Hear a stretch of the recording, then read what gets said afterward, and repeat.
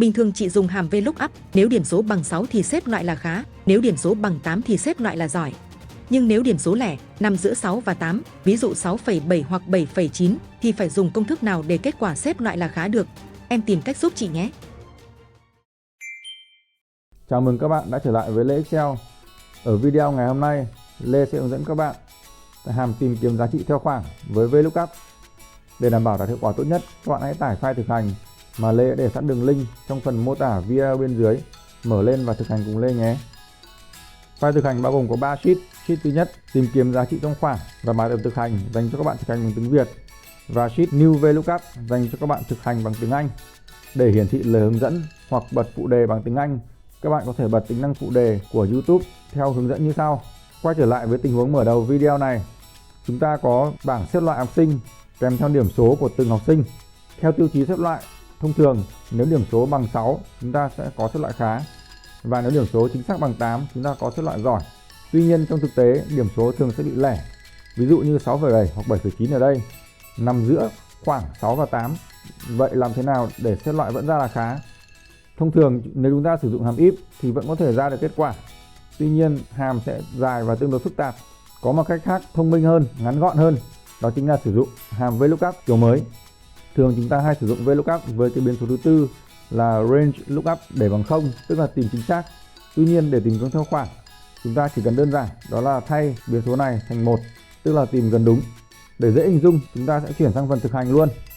Để xếp loại học sinh bằng hàm VLOOKUP, tại OD7 chúng ta nhập công thức bằng VLOOKUP ngoặc đơn lookup value, chúng ta vẫn chọn giá trị điểm số của từng học sinh là OB7. Phải. Table array, chúng ta sẽ chọn cái bảng tiêu chí xếp loại bắt đầu từ cột mốc tính với VLOOKUP từ OG7 đến hết OI9. F4 để cố định địa chỉ. Phải. Call index number, cái cột chứa kết quả cần trả ra chính là cột xếp loại, là cột thứ 3. Nó điền số 3. Range lookup, ở đây chúng ta điền là 1 hoặc là true, là tìm kiếm gần đúng, đóng ngoặc và enter. Sau đó chúng ta click double để copy công thức xuống các dòng còn lại. Ok, đã xong rồi.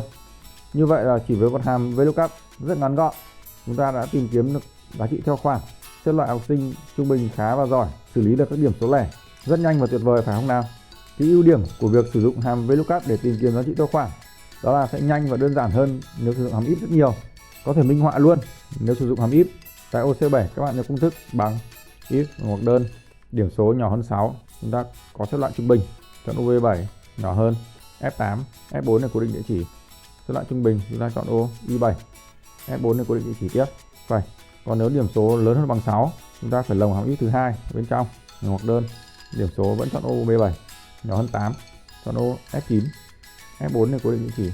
Lúc này xếp loại sẽ là khá, chọn ô I8, F4 để cố định địa chỉ tiếp.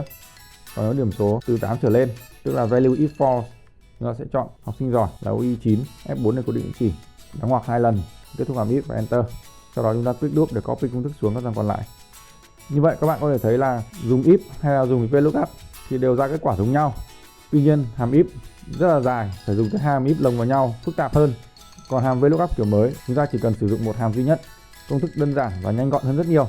Ok, phần tiếp theo chúng ta sẽ chuyển sang sheet bài tập thực hành để làm quen với hàm VLOOKUP kiểu mới này trong một tình huống thực tế khá là quen thuộc với các bạn làm trong lĩnh vực kế toán hay là ngân hàng. Chúng ta có một cái bảng danh sách các khoản vay kèm theo cái thời gian ưu đãi lãi suất như ở phía bên tay trái đây, và phía bên phải chính là cái biểu lãi suất ưu đãi. Nhiệm vụ của chúng ta đó là cần phải điền cái mức lãi suất ưu đãi dựa vào thời gian ưu đãi lãi suất của từng khoản vay. Chúng ta có thể thấy là cái thời gian ưu đãi lãi suất, ví dụ 5 tháng, 6 tháng hay 11 tháng ở đây, nó không chính xác mà nó nằm giữa trong khoảng từ 0 đến 12 tháng trong cái biểu lãi suất ưu đãi ở phía bên tay phải này. Bởi vậy nhiệm vụ của chúng ta đó là cần phải tìm kiếm giá trị theo khoảng. Nếu sử dụng hàm if thì công thức sẽ rất là dài và phức tạp, giống như tại OC8 mà Lê đã để sẵn ở đây. Chúng ta sẽ thực hành với hàm VLOOKUP một cách làm thông minh, đơn giản và ngắn gọn hơn rất nhiều.